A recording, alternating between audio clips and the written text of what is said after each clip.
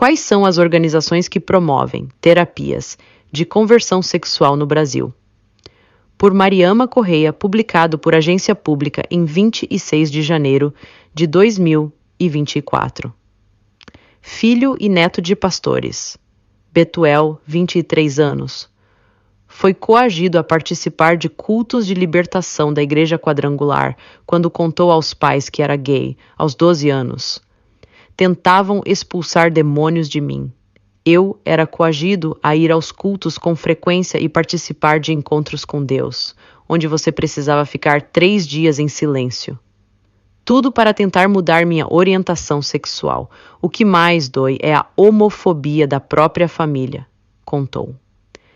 Betuel foi expulso de casa aos 20 anos. Pouco tempo depois, fundou o movimento Desviados, que luta contra a LGBTfobia e o fundamentalismo religioso. Na página do Instagram, com mais de 40 mil seguidores, ele fala dos abusos praticados nas igrejas e nas chamadas terapias de conversão sexual.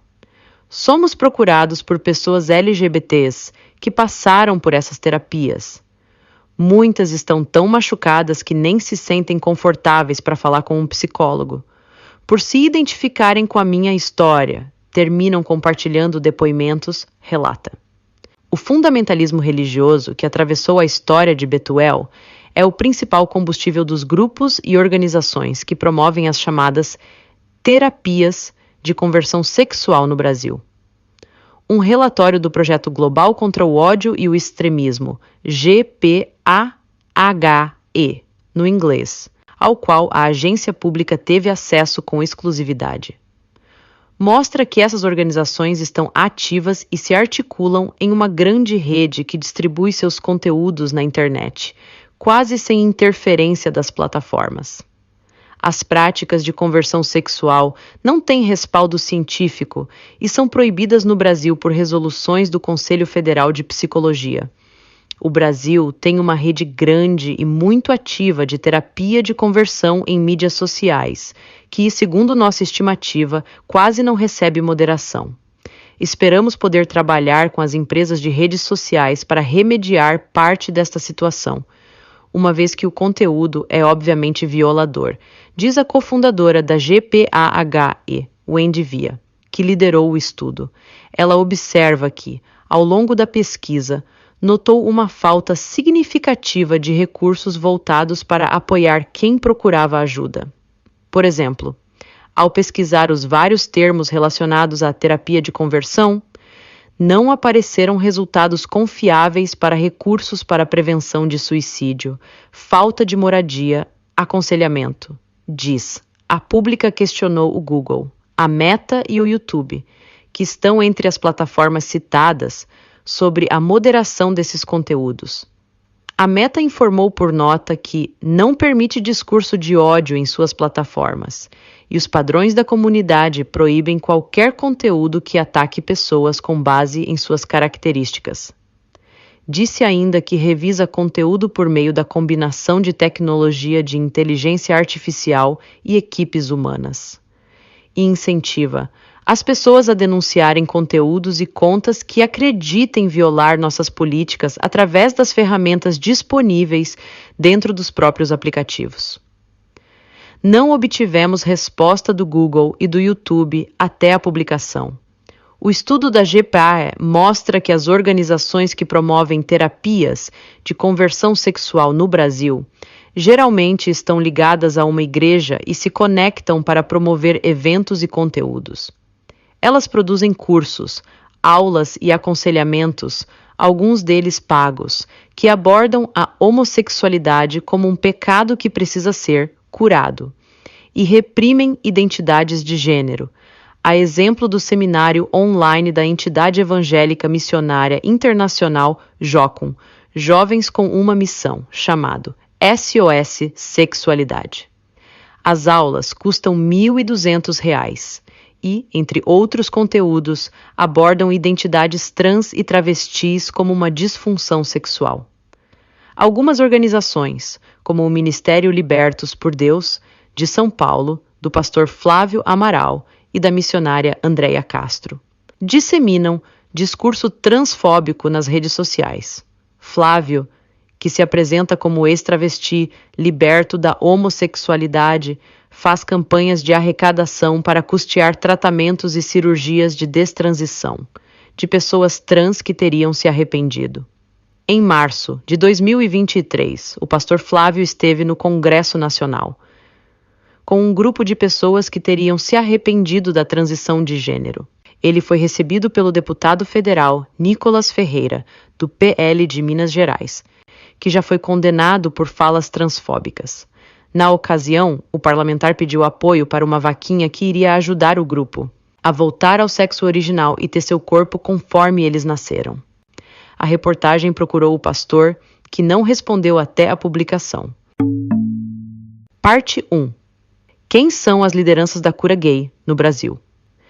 O Ministério Luz na Noite, vinculado à Igreja Presbiteriana do Jardim Camburi, em Vitória, no Espírito Santo, se apresenta como uma missão de apoio aos que desejam voluntariamente abandonar a prática da homossexualidade.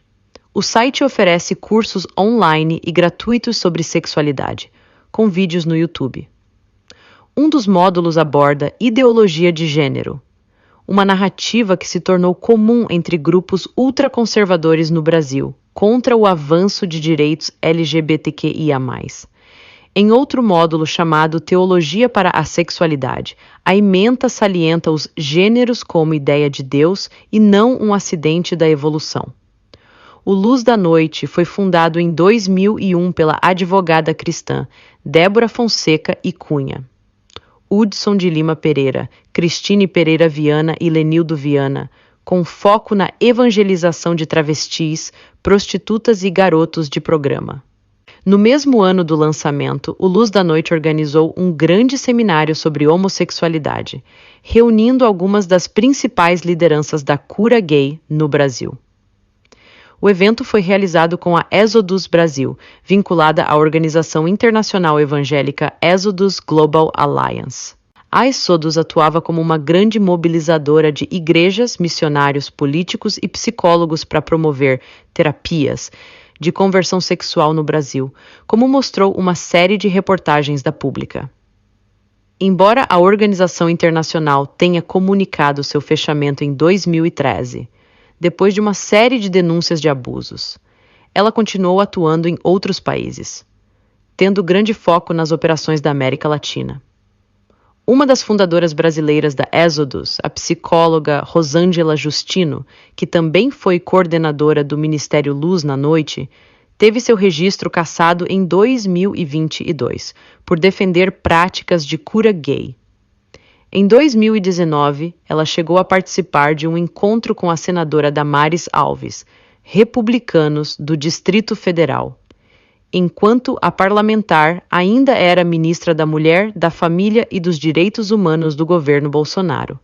Rosângela foi recebida como titular de um movimento de ex-gays que disputava a presidência do Conselho Federal de Psicologia.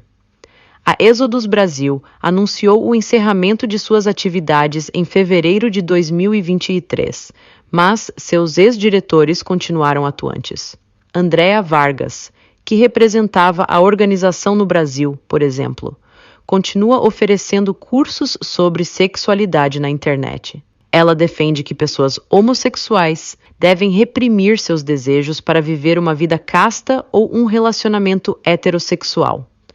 Um discurso muito comum entre as organizações que atuam com esse tipo de prática. A reportagem procurou Andréa, que não respondeu até a publicação. Parte 2. Redes e conexões fortalecem grupos de conversão LGBTQIAP+.